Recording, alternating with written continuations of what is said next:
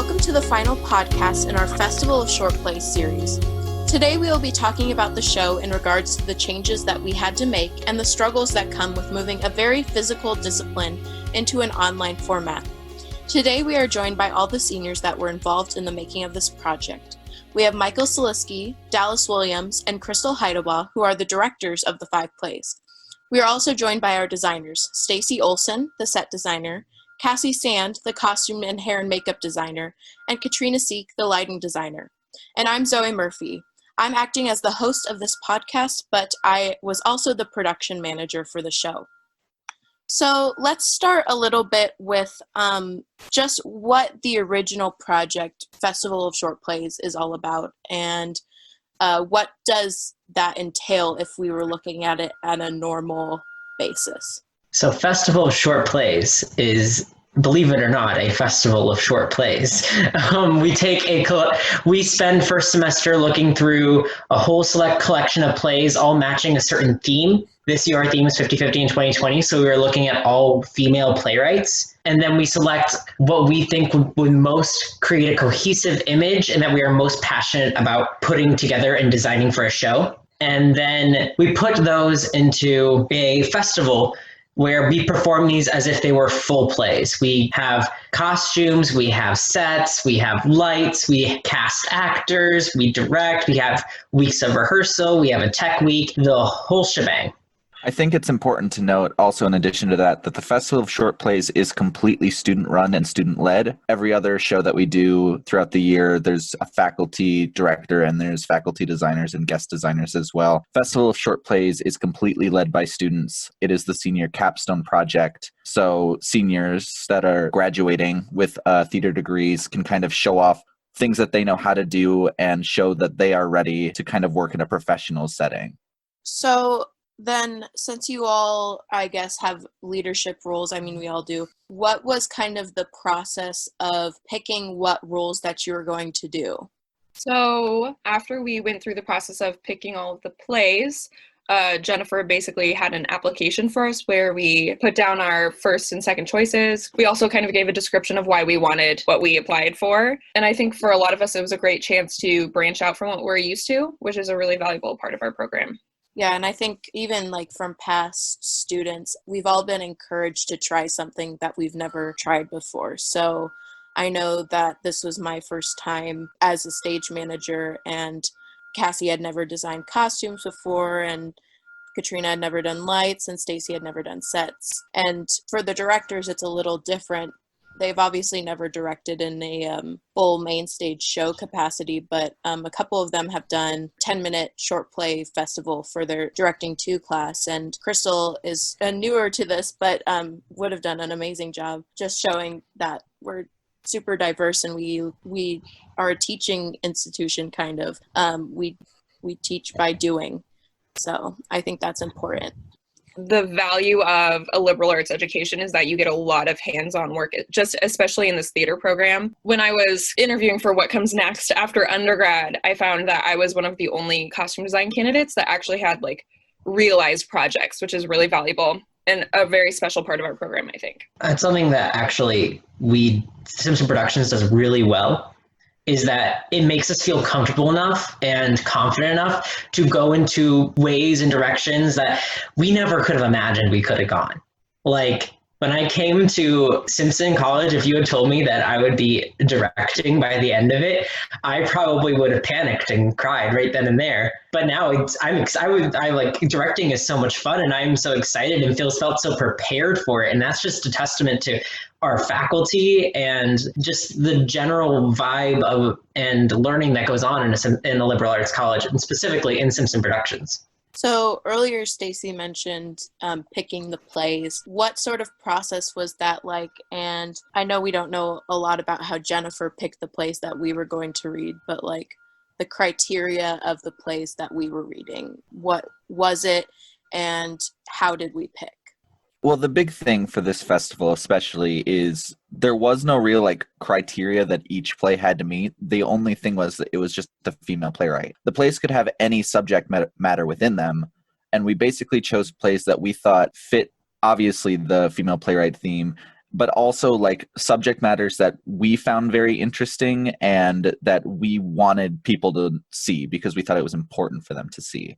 And it's a wide variety of things that we had for this festival especially. So I think it's one of the most diverse set of short plays that I've seen Festival of Short Plays since my time at Simpson. Well, and I also think that unintentionally we chose plays that kind of fall under the general umbrella of 50-50 in 2020. While the 50-50 in 2020 was mainly the giving female playwrights an equal playing field, things like Rise talked about sexuality, and Well Done Poets talked about equality in a learning institution. So I think that the plays can be like a double entendre sort of thing. Another point that we haven't necessarily touched on is that the rest of our Simpson production season were all male playwrights. So the way that it makes it 50-50 is that all 5 of our short plays were women. So it balances out in that aspect too. Yes, and I believe that when choosing the season for next year, Jennifer made it apparent to the other faculty members, and they chose plays with that thought in mind of 50-50 in 2020 and balancing out the playwrights.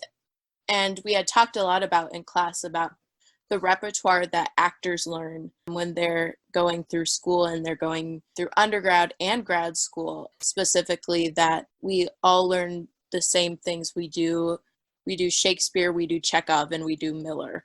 And those are the 3 main people that we focus on. And even in script analysis and other play reading classes, it was mostly male. So it made us think a lot about how we deal with women playwrights besides just producing their plays.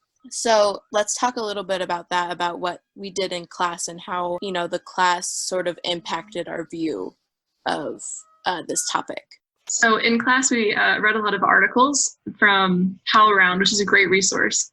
And we learned a lot about how gender influences what we're working on in the theater and how women aren't on an equal playing field with men, and they aren't given the same opportunities. And then we also learned about how we could help to fix that by learning and using monologues from playwrights who are women. And when we go into an institution, taking those plays, like, oh, look, here's this play, and it was written by a woman, and hey, look, she's great, and she has all these other plays that we can look at too. We also talked about like how hiring can be made more equal.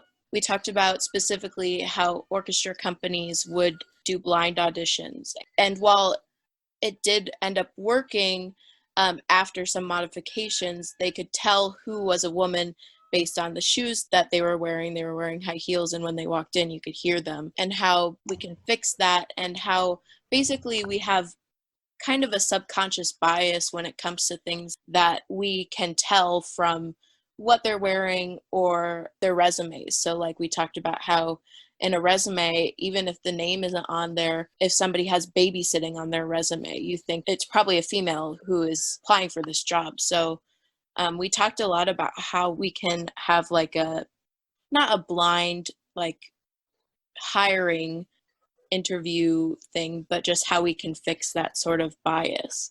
We also had a good discussion on like if quotas were bad or not. So like hiring a certain amount of women with men, if that was positive or negative. I think we had a lot of mixed views on it as a class, but I thought that discussion was very interesting. We also talked about a couple different advocacy groups that already exist in society, like the Guerrilla Girls we looked at, and like the hashtag 52 plays by women we looked at. And well, the overall theme is that, well, it's 2020 and we are nowhere near 50-50. In fact, we've hit a plateau for the past decades, and it's really discouraging, especially because there are groups that exist. And one thing we looked at is, well, what have they been doing and what needs to change in order to move towards that 50-50? Another aspect that we talked about right in the beginning was just when we started meeting as a class and discussing this like topic of 50-50 in 2020 is just that how unaware we all were of the problem. Like, as we all kind of related that throughout at least high school and mostly college, theater has typically been a female dominated area. Like I was going through middle school and high school, and there were enough girls to cast 3 shows and only like 2 guys. And so to hear that there are more guys in jobs and getting jobs and in high positions of power, and just that women just aren't represented, was kind of shocking to learn. And I think bouncing off of that, I think we in the arts and theatrics, we think that we're like super progressive and we're way ahead of the ball with the rest of the world, where we're like, oh, we don't have a glass ceiling because we're the arts. We're all about, stuff like that. There's a glass ceiling. It's still there. And it's just as bad as everywhere else is, if not worse in some areas, with unequal pay and stuff like that. I know that some people here did like their entire topic on that. Their whole research paper was on that topic. And it's crazy to see that, like, we're not better than anyone else. We need to make it like a change to become better. Yeah, and I think the arts is a great place to start with that, because we are kind of more progressive than like the corporate business world. So I think learning about this now and like taking this into our different fields will definitely kind of help with the playing field. So the next thing that I want to talk about is obviously this project and how this came about, and when we moved online, what happened? So for me, when I initially saw the email of FSP is canceled, I thought the worst was going to come, like nothing was going to come out of it. And then we decided to continue this project, working with the way that we've been continuing in the podcast form. And I was scared shitless, to be quite frank with you. I have very little experience directing because I'm currently in directing 1 as a senior. So that's fun. That's so okay. it was an interesting experience for me because there was a lot of stuff that I didn't know how to figure out, but leaning on the other directors and leaning on Jennifer and my actors and just working through this project made me feel so good about the outcome of how we've done it. And it's just been like fulfilling to finish the thing that we've spent so much time on. I agree. And like it was not easy, I don't think, for any of us. I think we had a really tough time deciding to even push the project forward in any capacity because we were all so discouraged, and we were all, I guess, kind of relieved when we learned that FSP was canceled, not in like a, oh good, I don't have to do any work kind of way, but in a, we have an answer now because things were just so like uncertain for so long. So when we learned that FSP was canceled, we were partly relieved, partly disappointed, and then we were left the big question of just like, what do we do now? And we had a lot of back and forths on what we were going to do before we finally came up with this decision. And I think we done a really good job of just like at least putting something out there that we're proud of. We still did things, and we have some sort of closure from our senior year, which is good. Better than nothing at all, I think. So it really makes me happy that we're doing like something rather than absolutely giving up.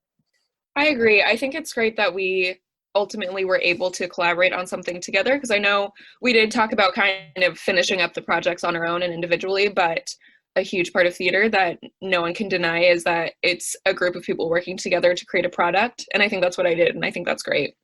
Do I think that it's perfect? No. I think if we had like a month to really sit down and brainstorm and figure out a way to really, like, there's no perfect outcome, obviously, but I think in the time that we had to discuss and try to figure out what we were going to do, it was a good outcome that we had.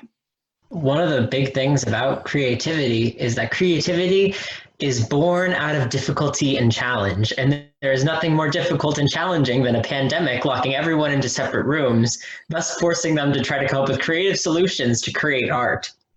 And we rose to the challenge. Like, I'm proud of how far we've come and how much we've grown, and just seeing the change that's happened in the class from the, okay, FSP's canceled, and we're like, we have to take a second to grieve and to mourn the death of, or what we thought FSP was going to be. And then seeing us get re-excited and ignited about this new version, this podcast that we've been making, has been honestly one of the most fascinating things. And one of the things I love about theater is that theater people never stop creating and evolving and growing. And this is a perfect example of that. Yeah, I think Stacy brings up a really good point of like just how quick of a turnaround this all was, because the directors had just cast our shows pre-spring break, which now is like 5 weeks ago, but we had 2 weeks off for spring break. Then we learned we weren't coming back. Then we spent like another week trying to figure out what we were going to do and just kind of feeling sad. And then we decided to do this project, and we've only been working on this version of the project for like 2 weeks, maybe 2.5 weeks. It's been an incredibly short turnaround, and I think we've put together a really great project considering the time constraints that we've had. And all of the previous work that we'd done before, we are still able to incorporate in some way, which is really, really good. Mm-hmm. And this isn't not to say, like, of course, I still have that, like, anger inside me that I'll never be able to see this set in person. And I'll never be able to, figure out how to paint the certain walls that I had designed. And, like, that anger still definitely lives inside me. And I don't want to say that this project put a Band-Aid on it, because in some ways it did, but, like, it's still there. That pain is definitely still there, but this is something I can remind myself of to kind of help me feel better in that aspect. But there's definitely some open wounds that are still bleeding a little bit. Yeah. Our show was actually supposed to be last weekend. So shout out, I don't know if we've talked about this yet, but shout out to Katrina for editing these behemoths of videos and all of this audio and putting these podcasts together. Because, like, I don't know about you guys, but I've been a chatterbox that has restarted and broken up in the middle of a line at least 18 times, and Katrina has had to edit every single stutter. So thank you, Katrina. My new favorite line is, Katrina, edit that out.